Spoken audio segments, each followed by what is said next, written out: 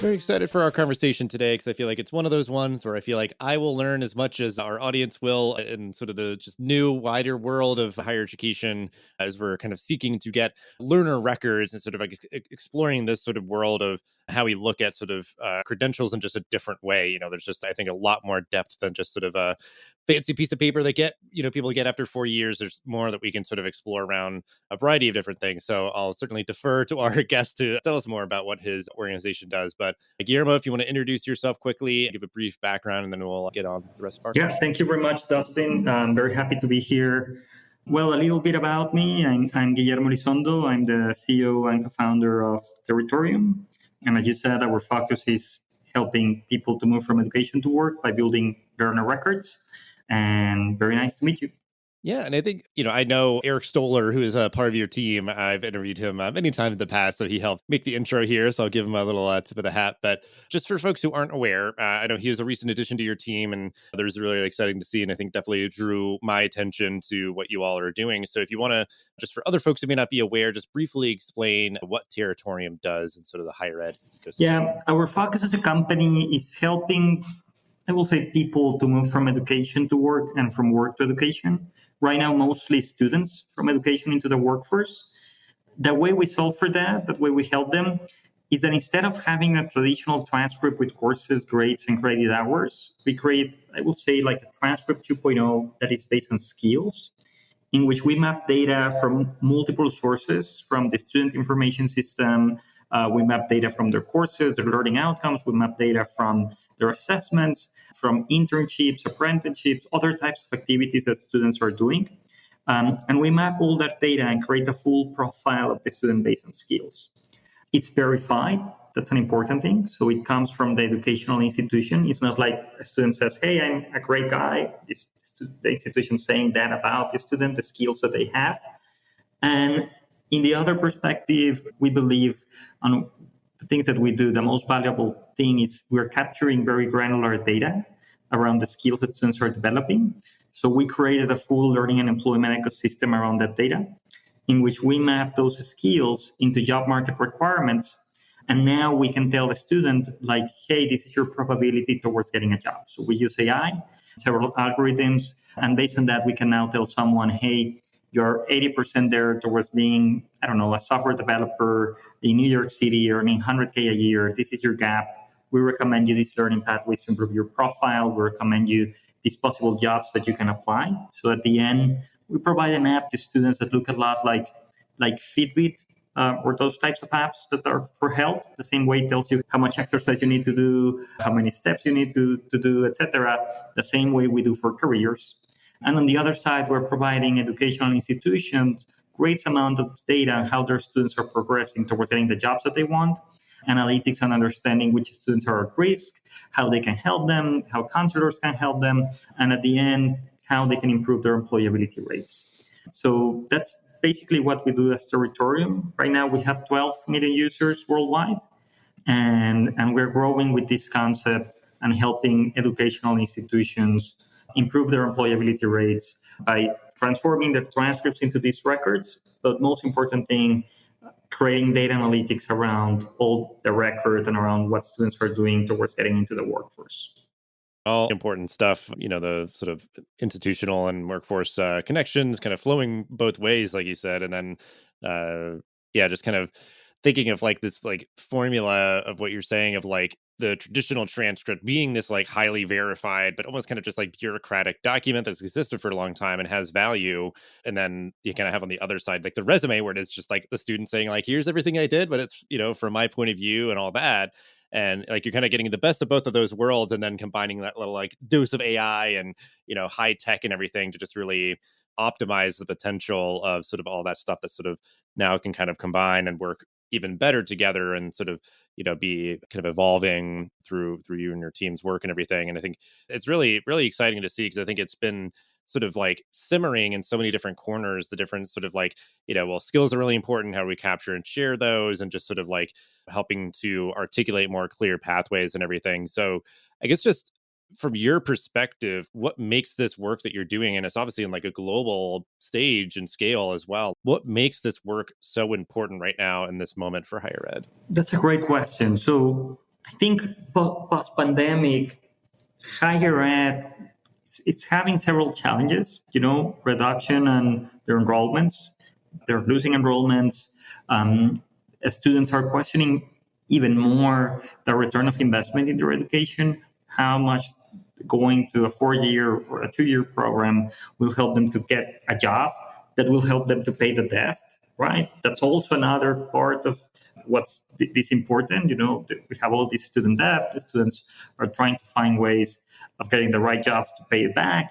And on the other side, on enrollment, they want to see the return of investment to going into debt and then going to this program, taking that time for then getting a job to pay that back. So, in our perspective, that's those issues are making now more than ever that higher ed is starting to look how they make that connection into the workforce, how they start speaking the language of the job market. Because on our perspective, the problem is, there are several research that says that, the on the side of employers, they say that students do not have the skills that are required, and education providers say they have the skills. Our perspective is not that education providers are not teaching students the right way. Our perspective is really that they are not communicating the right way. And that communication problem is, we just see it in the transcript. You got a degree, you got your transcript. It says that you got an A, a B, or a C in a certain course. No one understands that. Only universities when you do a transfer. And now, more than ever, higher ed is looking a way to communicate how their students are developing the skills required, and at the same time communicate that back not just to the job market but also back to the student, like telling students, hey, you're progressing towards getting a job, earning this amount of money. These are your gaps. This is how we will help you fill these gaps, and really fulfill the purpose of why the student is going into college. Of course, there I would say maybe 95% of students go to college for getting a better job, right? Maybe 5% are really because they want, I don't know, to go into research or something different. But for almost the whole population, or most of the population, is how you show them the pathways into the job market. And at the same time, we're starting to see on the other side, on employers, there is a big movement around employers to do skills hiring. And if employers are starting to look at this, I think it's important for educational institutions also to start working out how they will show that their students are having the skills that employers are looking for. So I think it's an amazing moment in which there is a lot of need to show this return of investment in education. The pandemic just accelerated that, and higher ed is going to start to solve those challenges to these types of records, to these types of communicating the data. And if we go further, if we start working on a skills-based approach in records and data, that will help also educational institutions to transform into a more flexible model, more flexible pathways in which students can have multiple on and off ramps, and go to work, come back. That will give service to what students are looking for now. So that's why we believe it's important. Yeah, I mean, and I love to hear just sort of there's certain like words that I, kind of like jump on of just sort of like flexibility, and because I think what you're saying, or, and I guess correct me if I'm wrong, I guess a sort of a brief follow up here is that like traditionally it is where, it's the 4 year degree or nothing, because that was the only sort of clear, verifiable thing that says like, well, you've learned all the things that it is required to have a degree in computer science or something. But if it is more skills based, you have something that is verifying that, very, with a lot of authority. And if you wanted to kind of just like get started working full time in the career while you maybe still then pursue further skill attainment and credentials and whatever else, you would know what it would take, maybe in that kind of like the 2 degree scale or something, or even just sort of like, I'm just seeing a lot more sort of fusion of people working while they go to school. Obviously that was like sort of always there, and it's only becoming more and more the case, and almost like not seeing that as like a detriment or a barrier, but like kind of trying to bring those things together where it's like, okay, I'm coming, right out of high school or anything. Maybe I'm a career changer. I want to get involved in a particular field. I can maybe even kind of see the tiers of, okay, if you have these skills, you can kind of get an entry level job. If you get all the way up to like, 4-year degree, then you could be here. If you get your master's degree, then you're going to be here. So it's kind of like, well, yeah, maybe I can get like a job at Google or something, and maybe they'll start paying for my degree and kind of addressing, the debt questions and, financing, whatever else. So like, do you see that kind of flexibility, I guess, that it sort of starts to kind of, fill in those gaps of like, it's a 4-year degree or nothing. You can at least maybe kind of start gaining skills and other marketable, experiences to kind of, not have it be, Yeah, and I think the first step for that happening is how educational institutions measure, right? Because if they're measuring with, hey, this is a set of courses and a set of credit hours, then you will need a 4-year degree or 2-year, because you need to fulfill certain amount of credits, certain amount of hours that you're sitting, at the course. But if we start looking at skills, maybe it will become truly flexible. The first step is looking at skills. That's the first step. And maybe it's just translating, hey, this course means these skills. But into the future, even to your point, I went to Google, I already have some skills. I don't need to go to the full major. Maybe I can go into the third semester directly and really start working on those flexible pathways. And maybe it's just, hey, I need this skill and this other, and have a full marketplace of possible skills that you can develop. And you might think, hey, there are like certain education providers that already work like that, all these MOOC providers, etc. But I truly believe that the university college experience, going to campus, making connections, living and having experiences in labs, etc., it's really valuable. The important thing is how we measure those, put them together, and also that educational institutions start working towards that flexibility. My perspective is that it will not happen like next year, right? Even not in 5 years, the full flexibility. But the first step towards that is to start a model in which we measure skills and not credit hours. Let's play a game. What keywords does your website rank for? What doesn't it rank for that you think it should? What are a few opportunities you could be winning on if you tweaked some website copy? Okay, how'd you do? Not great? That's okay. Because our friends at DD Agency want to answer all of those questions for you and then some. DD Agency is a higher ed specific marketing technology agency that has conducted countless SEO audits for colleges and universities across the country. In these audits, they detail where you currently rank, what you could be ranking for, exactly how copy should be tweaked on website pages, and much more. If this sounds like something you could benefit from, give those folks a ping and be sure to mention that Enrollify sent you to claim a 10% discount on any of their SEO offerings. Head on over to enrollify.org/DDASEO or simply follow the link in the show notes below. That will guarantee you a 10% discount off of your audit. Again, head on over to enrollify.org/DDASEO to learn more. Now, on to the show. Yeah, I mean, I think I just hear a lot of people talking about sort of like, smoother and less steep kind of like on ramps. And it's that sort of idea. It's like if we can try to catch as many people as possible, whether they're coming right out of high school, career changers, any of those things, and getting them towards more gainful employment. Like it doesn't have to be going from like zero to sort of like, being like the manager in some, big corporation or something like that. It can even just kind of start to be like, I don't know. Yeah, just more kind of like incremental, because I think that's always the tragedy of sort of the some college and no degree, where it's like some of those people maybe got like 90% of the way there, but the like marketplace just can't really translate, where it's like, okay, well, so what? Like, I don't even know what you know and what you don't know, or what skills you have necessarily, and those sort of things. So yeah, it's just refreshing to hear just more flexibility as sort of a buzzword in the higher ed ecosystem, where traditionally these 200, 300 year old institutions and things just like have always been sort of so rigid, and a lot of them and I think you do see some of the trailblazers, or at least acknowledging a lot of sort of different dynamics around how they what they're teaching, how they're teaching it, and what sort of the outcomes that they're helping to facilitate and outline more explicitly for students, so that it's especially for first generation students, like even this, the work that you and your team are doing is just like,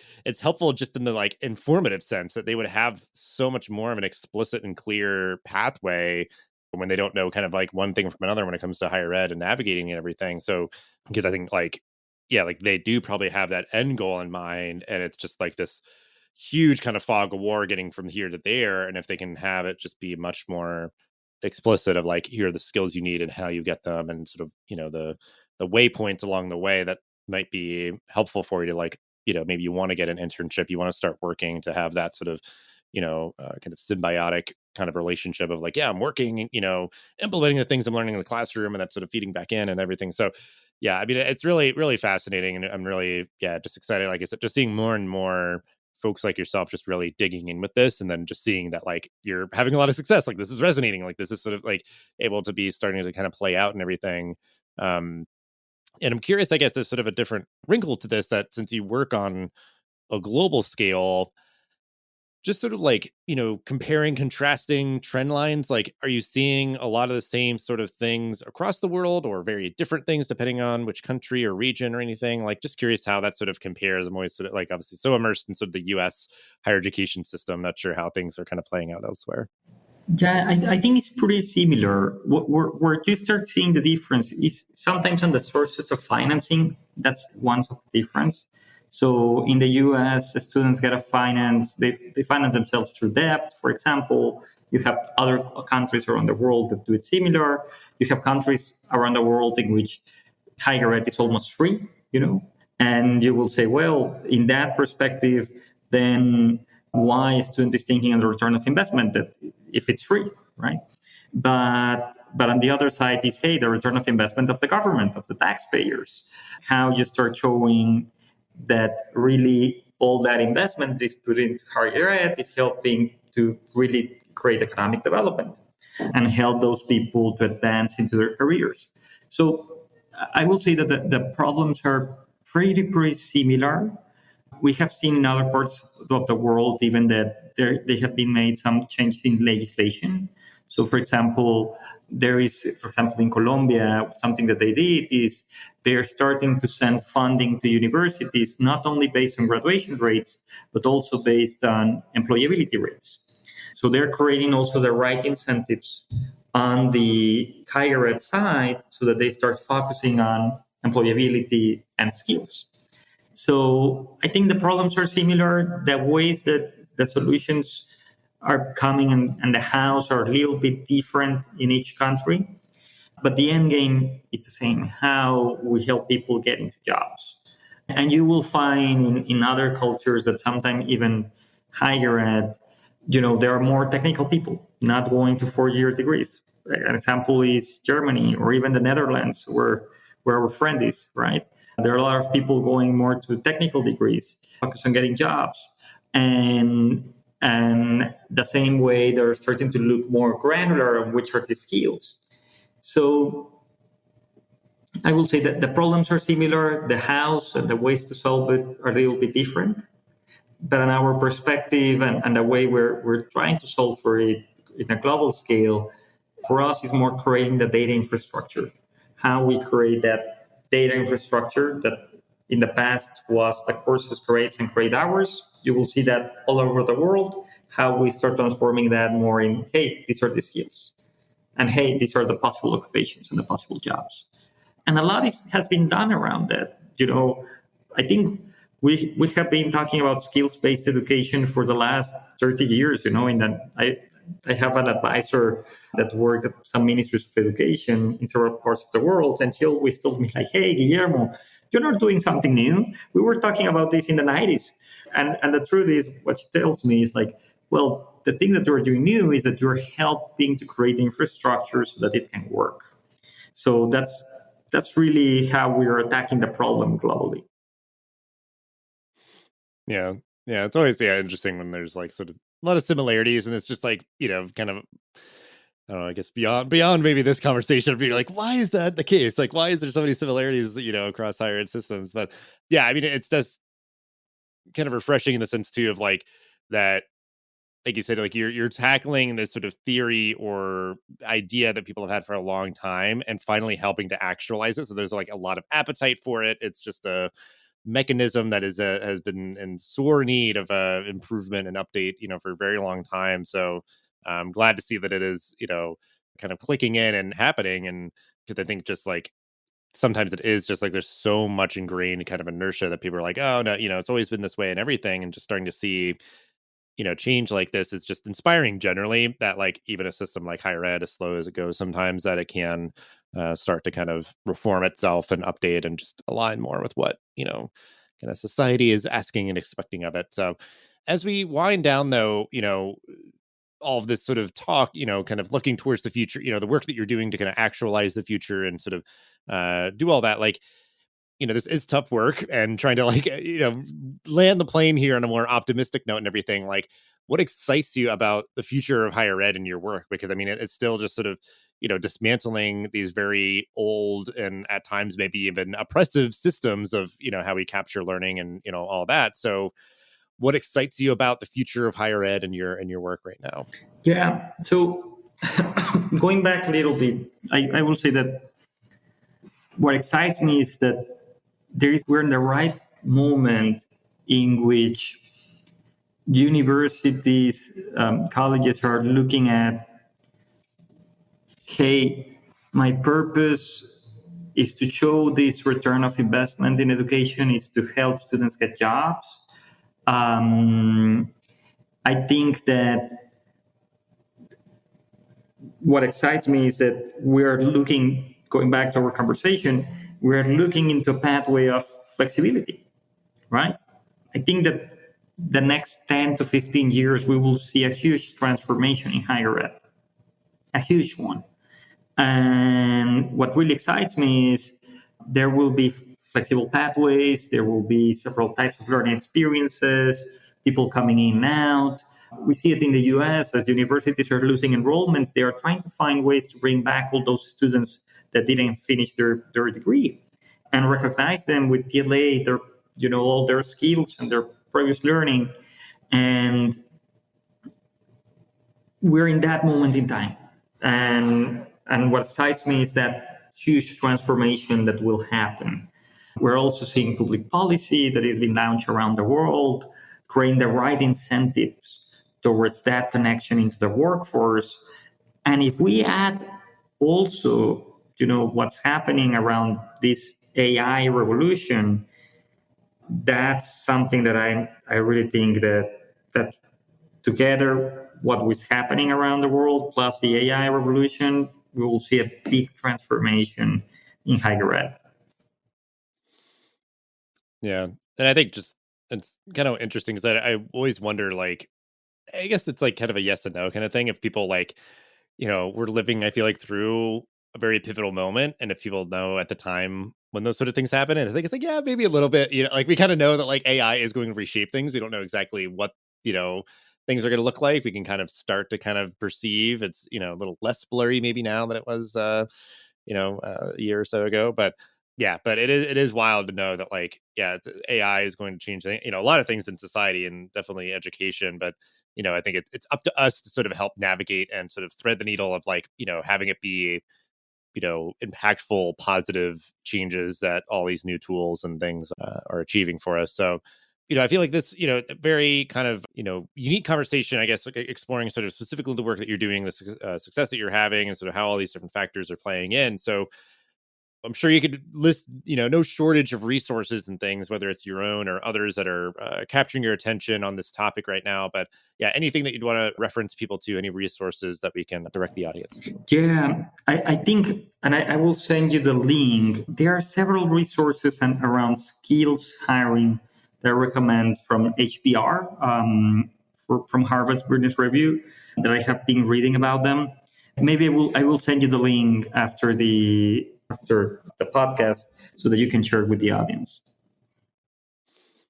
Yeah. I mean, obviously they do great work. I'm sure anybody, they're kind of a household name. And I think just like, it's always like nice too when you see like big publications out there that are sort of like, catching on to the trends that maybe some of us have been really deep into for a while. So yeah, it'd be great to share that out with folks. Yeah, I mean, we'll have our kind of final question we like to ask folks. If you have a final thought or a call to action on this topic to end the episode, wrap everything up, your parting words here. So the floor is yours. Yeah, so I think that a call to action to the higher ed community will be for them to start thinking how they start mapping the skills from the courses and from the learning experiences that they have on campus.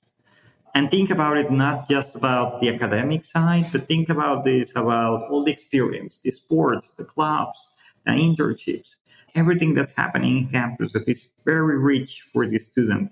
How we translate all that and put that into a skills profile that will help students. That will be my call to action.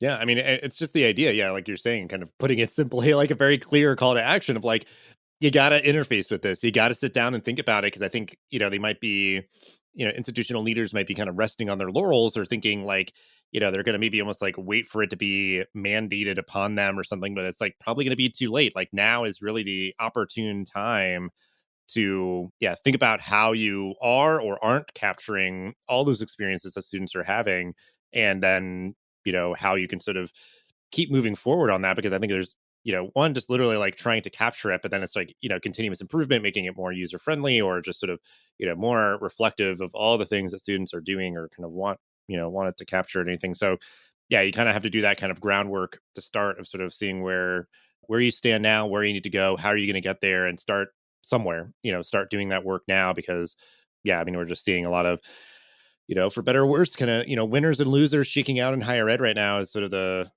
kind of protective shell of the pandemic and the extra funding and different things. And just sort of, we're kind of charting out on this, brave, brave new world that is sort of before us. And like, there's so many things that I think are going to be, kind of the new normal that, like you said, were almost like theoretical, or sort of like, wouldn't it be cool, how we're sort of getting these like certified learner records and everything that you're working on. So yeah, just appreciate you so much for hanging out, sharing all that you did, and doing the good work that you and your team are doing. And yeah, we'll have ways to connect with you and the resources that you mentioned and everything. So yeah, just thank you so much for your time.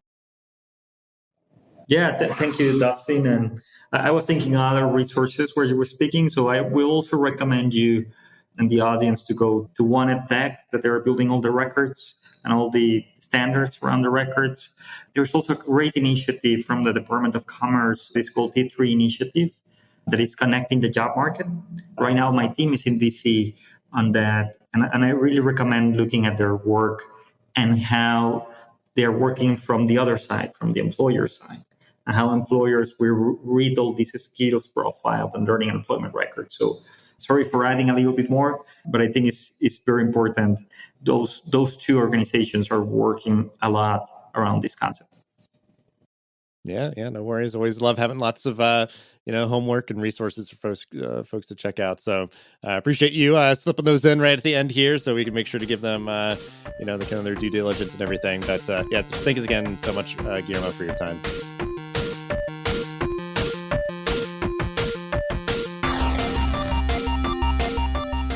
Hey y'all, Zach here from Enrollify. If you like this podcast, chances are you'll like other Enrollify shows too. Our podcast network is growing by the month, and we've got a plethora of marketing, admissions, and higher ed technology shows that are jam-packed with stories, ideas, and frameworks that are all designed to empower you to become a better higher ed professional. Our shows feature a selection of the industry's best as your hosts. Learn from Mickey Baines, Jeremy Tiers, Jaime Hunt, Corinne Myers, Jamie Gleason, and many, many more. You can learn more about the Enrollify Podcast Network at podcasts.enrollify.org. Our shows help higher ed marketers and admissions professionals find their next big idea. Find yours at podcasts.enrollify.org.